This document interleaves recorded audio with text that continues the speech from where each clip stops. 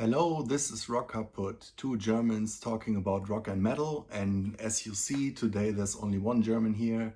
I'm going to be talking about Sodom, as you might have guessed from my shirt.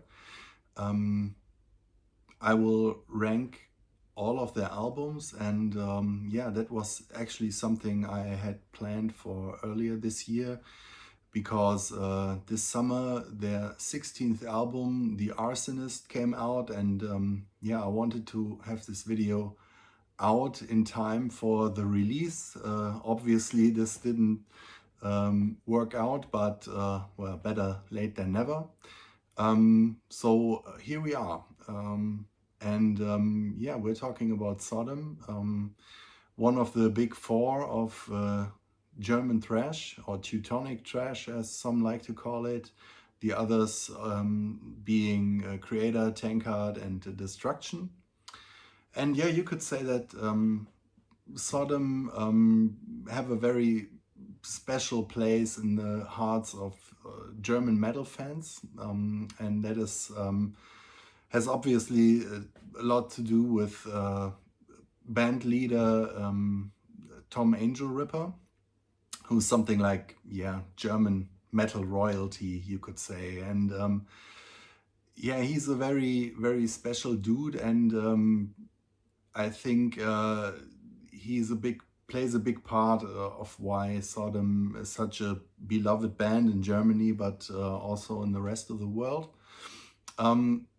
Actually, Tom comes from Gelsenkirchen, and that is not that far away from where I'm recording this. It's about 40 miles to the east from here, and it's a town in the famous Ruhr area, which yeah, was a big industrial area, lots of mining and steel workers over there.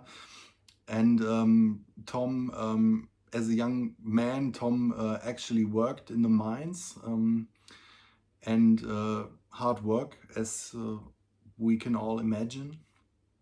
And yeah, this kind of work led to him wanting to become a musician and break out of yeah, this life of yeah, working in darkness under bad conditions with not much money, of course. And yeah, that was in the late 70s, early 80s, and he discovered Motorhead and Venom and decided to become a metal musician. And yeah, that somehow worked pretty well for him. And I think what many people like about him and why he's what makes him such an icon is that he has these working roots, and he's never left them. He has always stayed true to them, always stayed true to metal, even when that sound went out of fashion. There are some experimentations during their career, as we will see. But yeah, he always put his love for metal front and center. There's always this endearing quality about their songs because, as you will hear, I mean, German metal bands, you always hear that when they are singing in English, that it's not their native tongue, of course. Some manage to hide it better than others, and Tom's lyrics were always a bit simple, I think. To this day, he has odd turns of phrase in his songs and sometimes pronounces words wrong. But I think it adds to the charm of the whole thing. Yeah, he also has a side project singing drinking songs and German Schlager and something like that. Yeah, he's likes to drink, of course, always with a can of beer in his hand. Always from his town, Königspilsner, which is the beer people who drink in the Ruhr area. So yeah, he's a simple guy, and if you meet him, he's not a guy who smiles and makes jokes. He's always kind of frowny, but he will always take a pic with you, and yeah, he's proud to be there for his fans. So a cool guy. And let's dive into his catalog. There are 16 albums. I left out their 2007 album, The Final Sign of Evil, which is a re-recording of their earliest songs. So yeah, that leaves 16 studio albums, which is still a lot. Let's see how we get through. And let's start with my number 16, which is from 1996, and it's called Masquerade in Blood. On the front cover, you see the famous Sodom mascot called Knarrenheinz, kind of strangling two politicians. One is German Chancellor Helmut Kohl, who was a chancellor in Germany for many, many years, 16 years, I think. Yeah, he was a conservative, and not many people, or obviously many people liked him, but an equally large part of the population in Germany wasn't too fond of him. And the other guy is former Russian President Boris Yeltsin. So there's a bit of that simple-minded political commentary right on the cover, which was painted by Andreas Marschall, who did a lot of Sodom covers. And yeah, the songs have a bit of a punky quality as well. You know, the 90s were a complicated time for lots of metal bands, with changing landscape and other sounds attracting young people, pulling them away from metal. Lots of bands experimented with different influences and sounds, and Sodom made no difference, but they mainly kept it true. So they didn't venture too far away from their path, but they mixed in a bit more of punk, rock and roll, bit of death metal as well. And Masquerade in Blood sits right in the midst of this, yeah, this development. To me, it's their weakest album. I wouldn't say they have bad albums per se, but this is, for me, by far the weakest. It's a very dire listen. All the songs are pretty much in the same tempo.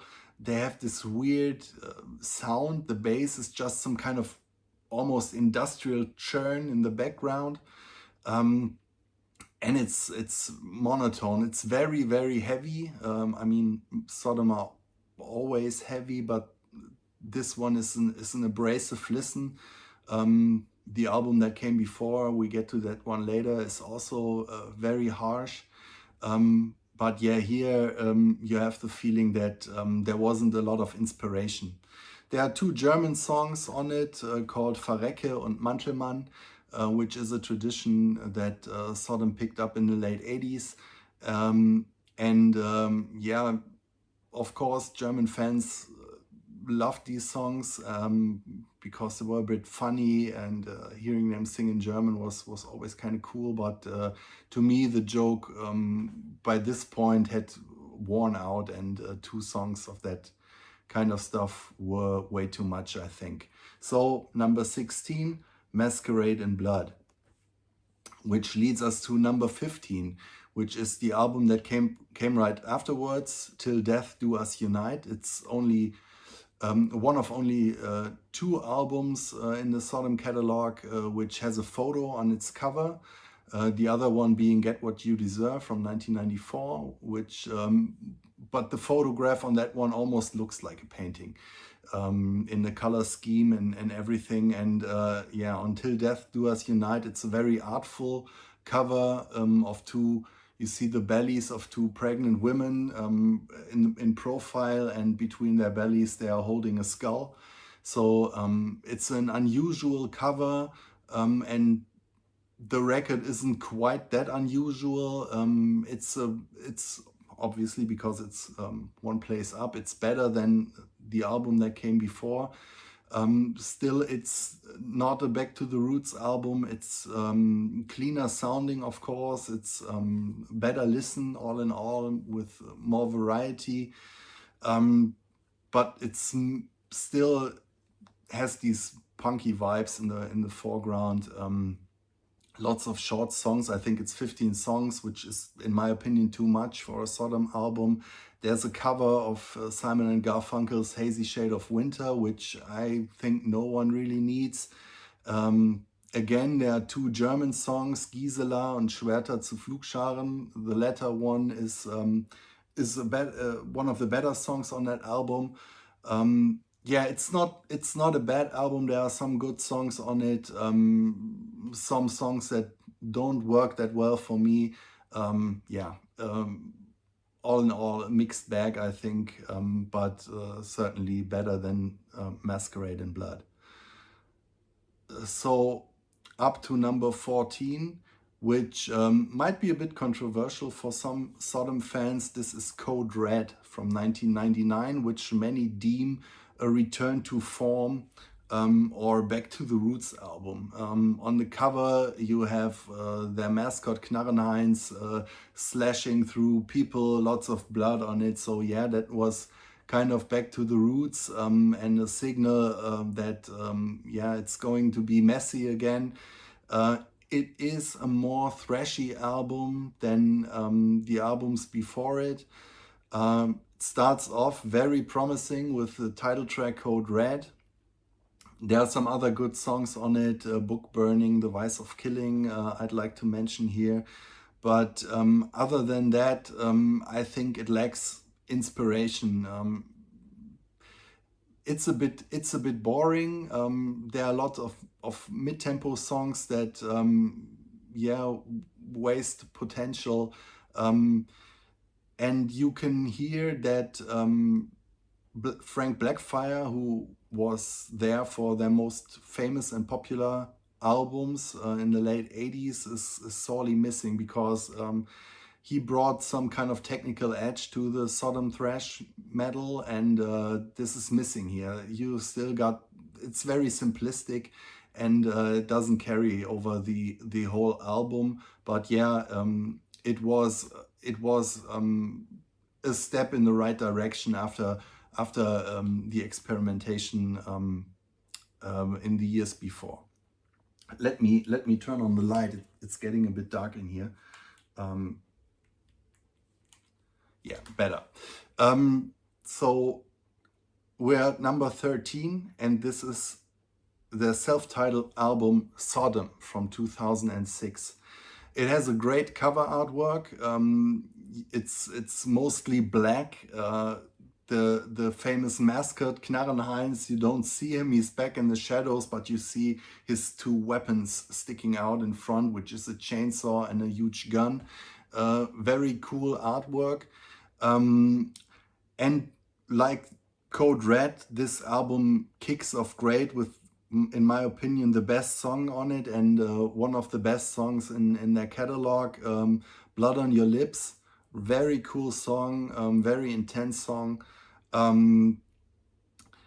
But the album in a whole, as a whole, isn't quite that satisfying, I think. And it's placed weirdly in the catalog, because this comes right after M16, which after Code Red was the album where you thought, well, the guys are back where they left off with Agent Orange or Better Off Dead maybe. But then this album is way more melodic, more mid-tempo. It's not that heavy. It has some cool songs on it, no doubt. But yeah, it leaves a lot to be desired, and I don't really understand what they were thinking when they were doing it, or what at what place in their career they were. Took them 5 years after M16 to record this, and yeah, I don't know. It's not a bad album, but it's kind of an outlier in their catalog, I think. So we're at number 12, and the next two albums, while ranking these, they switched places a couple of times. To me, they're almost interchangeable. So at number 12 is Epitome of Torture, or how Tom would pronounce this, Epitome, from 2013. It's a thrash metal album, but it has Tom approaches his vocals differently. You know, in the early days, he had this gruff voice, almost the death metal grunt. And here he's screaming. It's more the Tom Araya school of singing. And I don't really like this approach. To me, this works in small doses, but not throughout on a whole album. To me, it gets grating and annoying. But the album isn't that bad. Obviously, it's on 12, and there are albums below it. So I think it's a good album. Again, like the self-titled, it has some more melodic and dramatic songs, like Invocating the Demons and Traces of War, which to me are high points. But I like it a bit less than the album that came before. Right now, I like it a bit less. Maybe it would change tomorrow, I don't know. And the next one on number 11 is In War and Pieces from 2010. So very similar approach to the album I just mentioned. Tom is screaming on the top of his lungs, which I don't like that much. The songs are a bit better here, I think. Very cool tracks. The title track, In War and Pieces, I think they still play that live once in a while.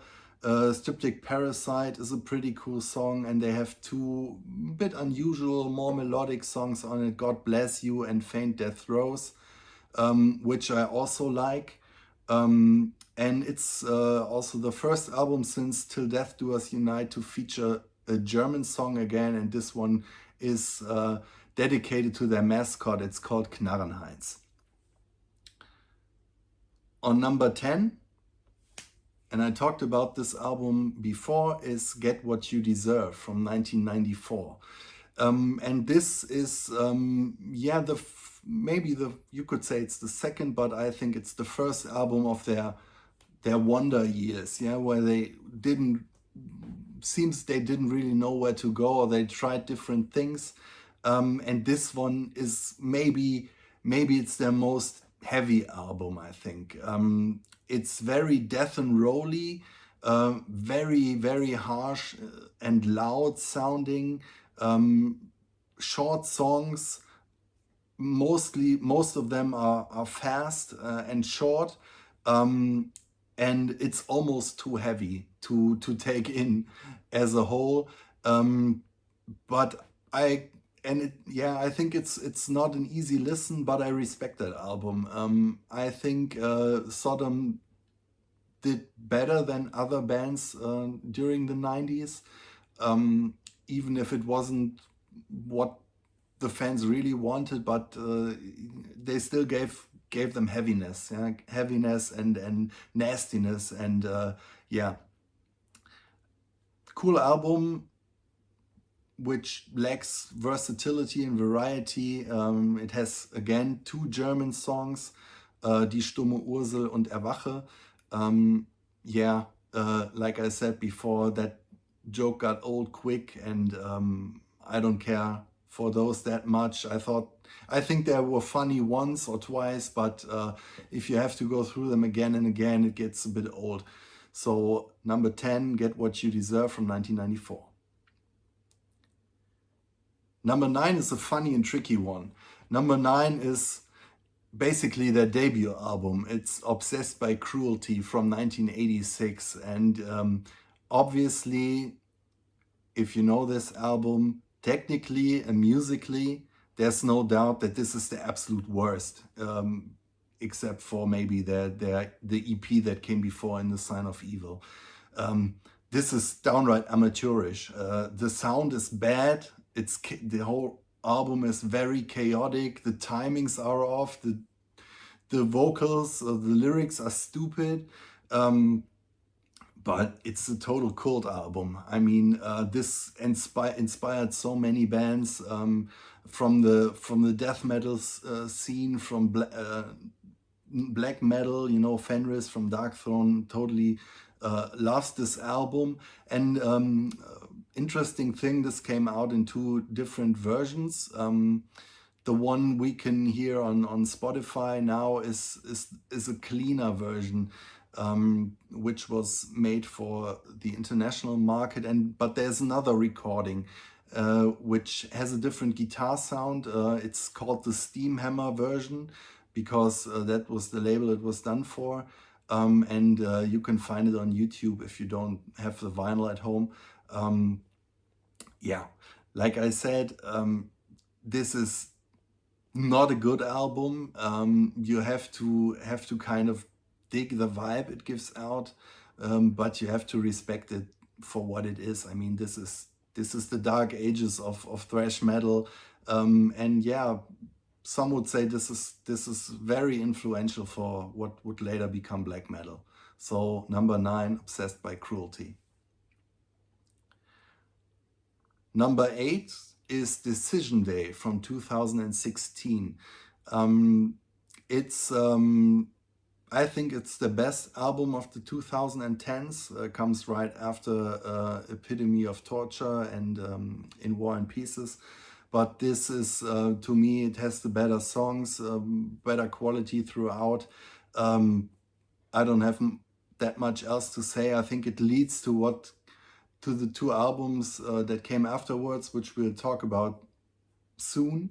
And yeah, I was very pleased when I listened to it. I think it's a good album, good for a band yeah, that has spent 30 years in metal. It's yeah, it's kind of surprising to still work on that level, which I can say about my next place album, number 7, The Arsonist, their newest album. And I don't yet know it so well, so maybe this could be even a place higher.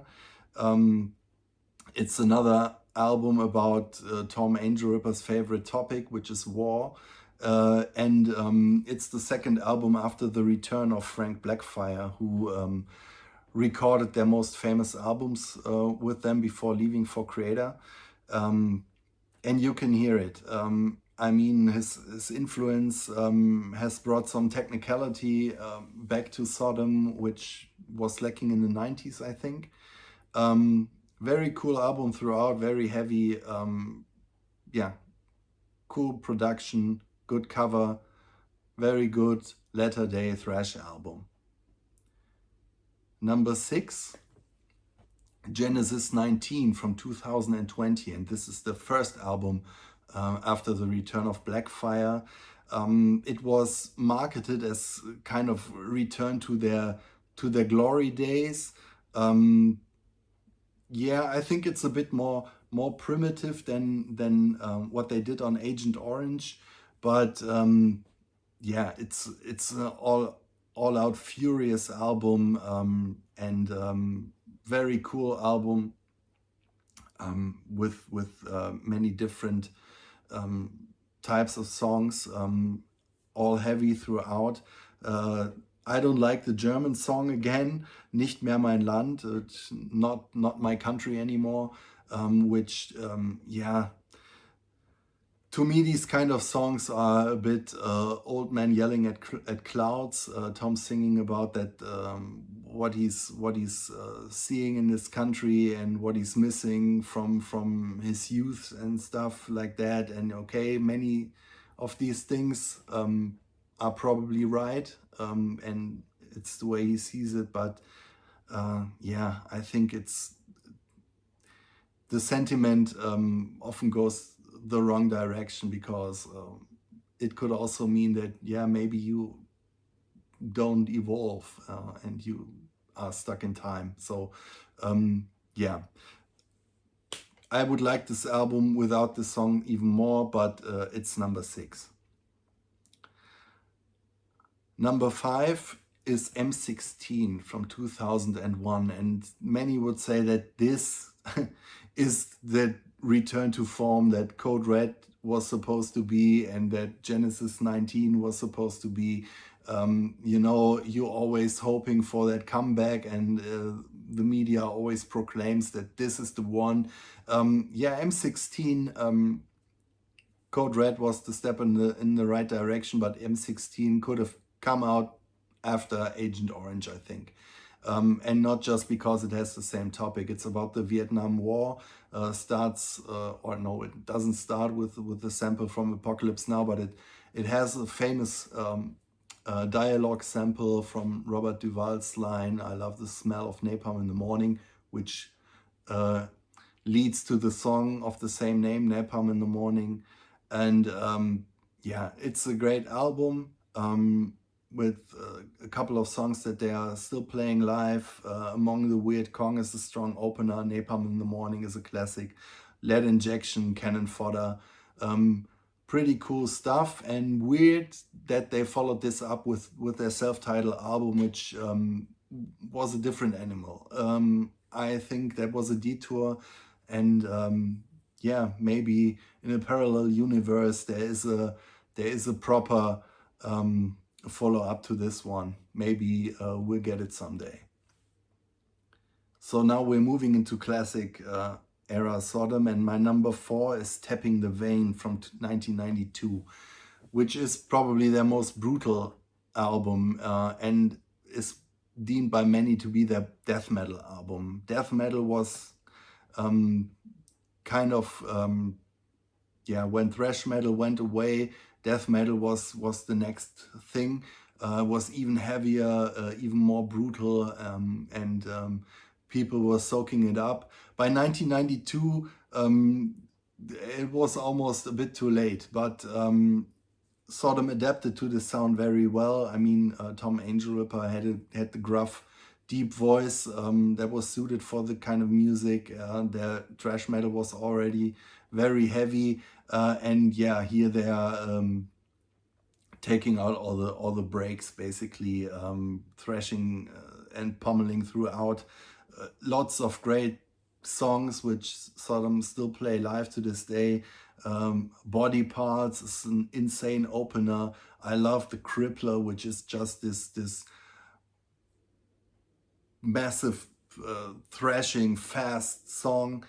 Skinned Alive is great. One Step Over the Line is great, and yeah, they have another German song on it called Wachturm, which is about the sect that goes out on the streets and giving people this pamphlet to join them and stuff like that. Very cool album. Number 3, and this could be number 1. I think for many it might be number 1.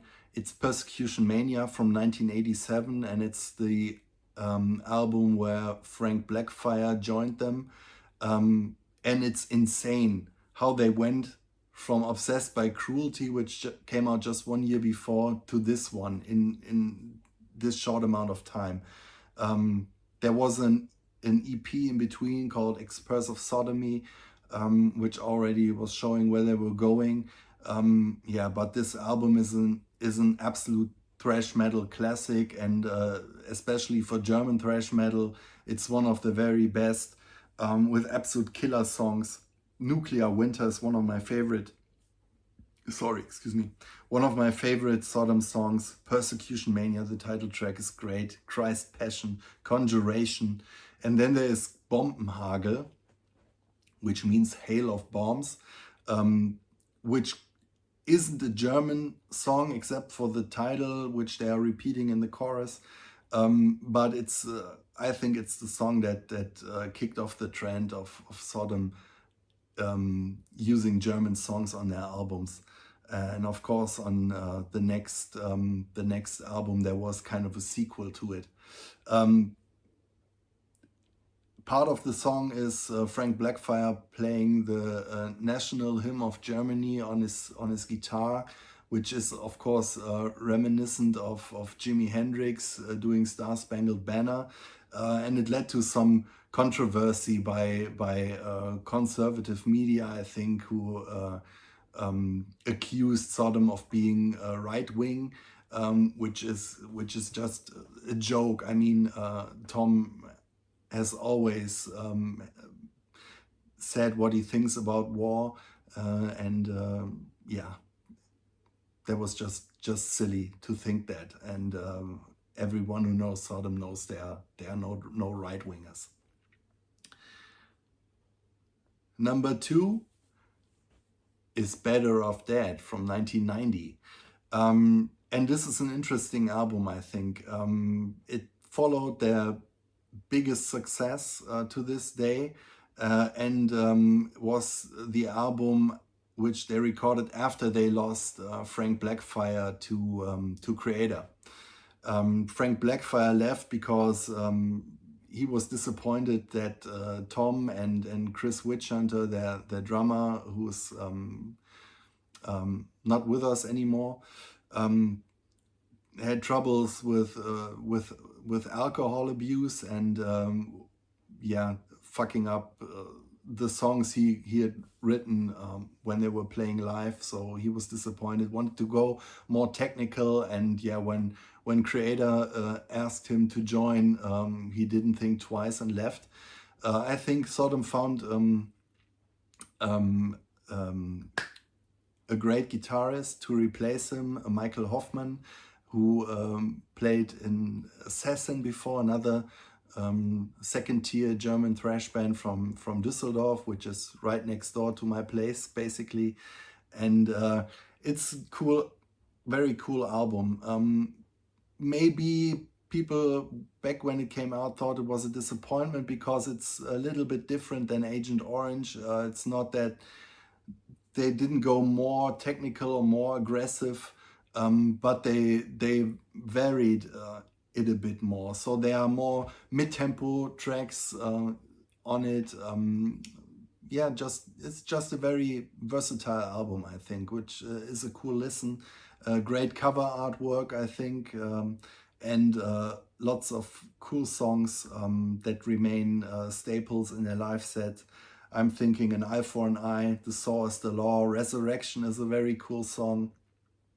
There is 2 cover songs, Turn Your Head Around by Tank, which is one of Tom's favorite bands, and Cold Sweat by Thin Lizzy from their final album. Very heavy song as well. And there's the third part of their German war song trilogy, you could say, which is Stalin Orgel, yeah, which followed after the song I'm about to mention next, when I'm talking about my number 1 album, which is no surprise, I think. It's Agent Orange from 1989. It's an international thrash classic, a German thrash classic. It was the first thrash metal album that cracked the German album charts, and it's the first album of Sodom I heard. A friend of mine bought it, and we listened to it, were totally amazed by it. Yeah, I mean, my love for thrash metal was already solidified, but yeah, Sodom certainly played a role in my enthusiasm for this kind of music in the late 80s and early 90s. The album is amazing, especially if you think where they came from. I already mentioned it just a couple of years earlier. They were basically a joke. No one took them seriously except for total maniacs, you know, because of their primitive sound and their lacking musical skills. And now they are firing riffs left and right, and yeah, rivaling the US greats, I think. Just an amazing album, and Blackfire just kills on it. So many great songs. Agent Orange, I would die for that song. I love it. Tired and Red is great. Incest, Remember the Fallen is one of the cool mid-tempo tracks. Magic Dragon is also a very cool track. Back in the day, I loved Outbombed, which is the sequel to Bombenhagel, and it was the first song completely sung in German, basically a punk rock song. where they invited for the single version, they invited a famous German punk rock musician who was singing backing vocals. I loved that one back then. Today, I think it's boring, and it brings the album down a notch. But you know, everyone loved that stuff back then, and it was the reason why Sodom had to include at least one German song on every album that followed. Yeah, and yeah, it led to Tom Angel Ripper having the solo career, making these drinking albums under the moniker of Uncle Tom. And yeah, more power to him. He's a great guy. He can do that. I don't have to listen to it. To me, that's yeah, novelty stuff.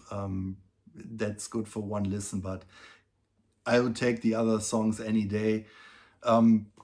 Yeah, that's it. I'm excited. Tom said, I think he's about to call it quits, or they don't want to play live anymore. I mean, he's 62, I think, and he's got a great career behind him. Very cool guy, with a terrific discography. Even if I don't love every album in it, I think they maintained a high level of quality throughout. Was a joy to revisit these albums or to listen to them for the first time. I hope you enjoyed my list. Give me a thumbs up, give me your comments, tell me where I'm wrong, tell me why Code Red is great, why Masquerade in Blood is great. Subscribe to our channel. Yeah, have a great day. Go listen to some Sodom, and I hope I'll see you soon. Bye.